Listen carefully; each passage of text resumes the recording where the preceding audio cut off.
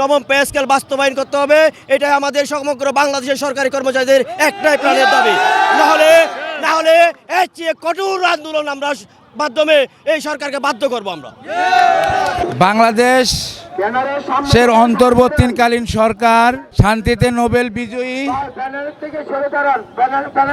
Nobel বিজয়ী doctor Mohammad Yunus সাহেবের নেতৃত্বে উপদেষ্টা মণ্ডলী কমিটি একটি পে কমিশন গঠন করেছেন।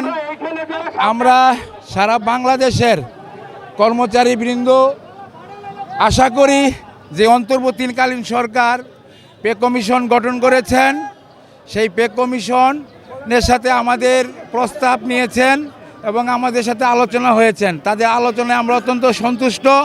তা আমাদের যে দাবি 1:4 ভিত্তিতে 12টি গ্রেড সংখ্যা রেখে বৈষম্যহীন একটি নবম পে স্কেলের আগামী 15 ডিসেম্বরের মধ্যে গেজেট প্রকাশ করে জানুয়ারির 1 তারিখ থেকে কার্যকর করবেন আমরা এই আশা করি।